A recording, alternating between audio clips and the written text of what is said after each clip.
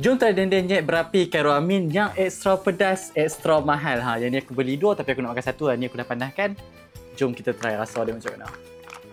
Khairul Amin cakap memang pedas gila. Sampai menangis-menangis aku tengok KA makan kan. Jom kita try. Ush. Dah keluar dah dia punya chili oil tu. Ini panas betul. Aku panaskan dekat dapur ni. Aku dah meleleh elok ni. Sebab aku memang suka gila dendeng nyek yang first tu aku dah beli banyak kali. Ni dendeng nyek Khairul Amin. Daging dia memang ada yang besar-besar sikit pada sebelum ni. Sebelum ni semua hancur-hancur. Kali ni ada yang besar-besar. Lepas tu warna dia pun nampak lebih sedikit merah daripada yang sebelum ni. Hil. Panas. Sekejap daging dia besar. Nampaklah kata merah yang pedas-pedas sikit. Bagi aku yang first tu tak pedas langsung lah. Sekejap lah. Sekejap.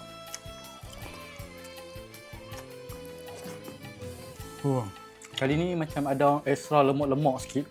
Sebelum ni tak ada weh. Sebelum ni literally memang daging yang berderai je. Kali ni ada daging yang besar-besar.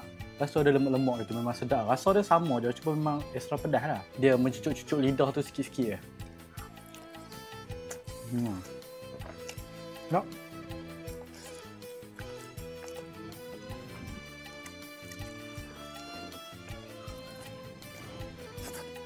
Memang sedap, pedas, cukup lah. Memang best lah pedas macam ni. Dia tak adalah pedas macam ayam gepuk ke apa semua kan.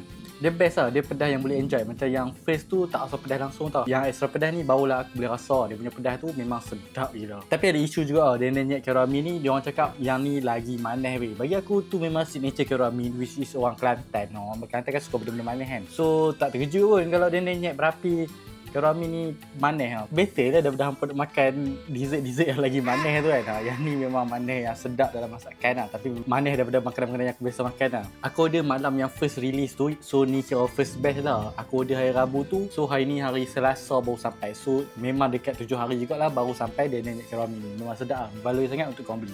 So tu je lah review pada aku. Assalamualaikum. Ciao. Sedap weh. Baik korang pergi Grab cepat.